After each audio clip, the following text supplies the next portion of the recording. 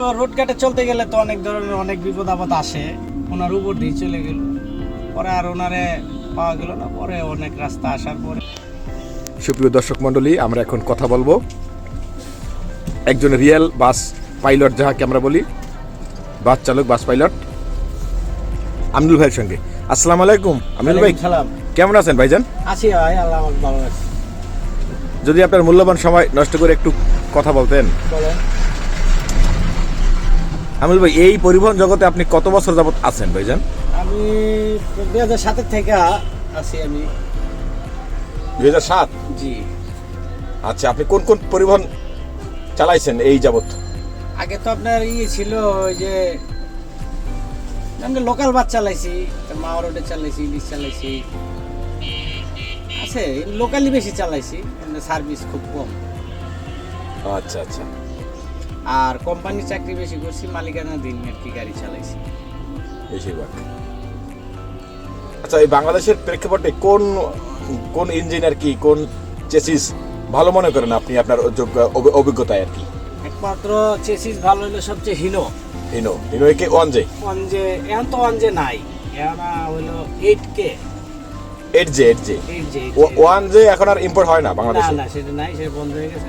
যেমন সবাই যে যেমন পারতেছে, অশোক লেল্যান্ডের চেসিস কিনতেছে, আইসারের চেসিস কিনতেছে।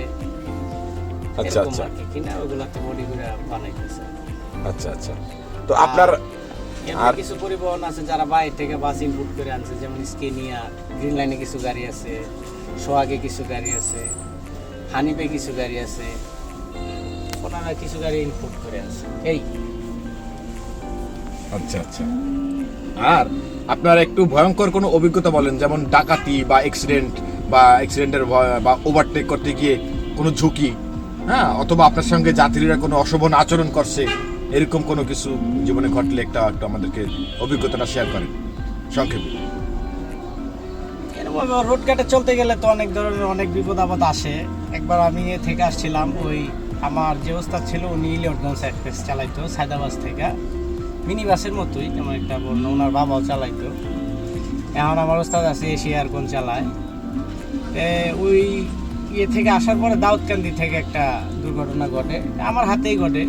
একটা মহিলা রোড পার অনেক সময় হঠাৎ সামনে পড়ছে, গাড়ির ভিতরে প্রায় 40 জনের মতো যাত্রী। তখন চিন্তা করলাম যে যদি আমি ব্রেক করি তাহলে আমরা 40 জন নাই হয়ে যাই।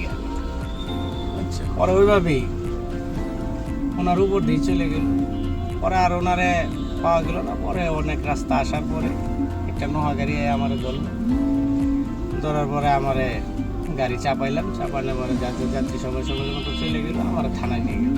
থানায় নিয়ে গেলো, লাইসেন্স দেখলো, তারপরে আমার জিজ্ঞেস করলো, 3 দিন জেল খাটলাম, তারপর বাইরে এলাম। আমার জীবনে একটা, এরপরে তার ওই যাই না, কোনো সার্ভিস আর যাই না। আচ্ছা আচ্ছা, ধন্যবাদ আপনাকে আপনার গুরুত্বপূর্ণ মন্তব্য প্রদান করার জন্য।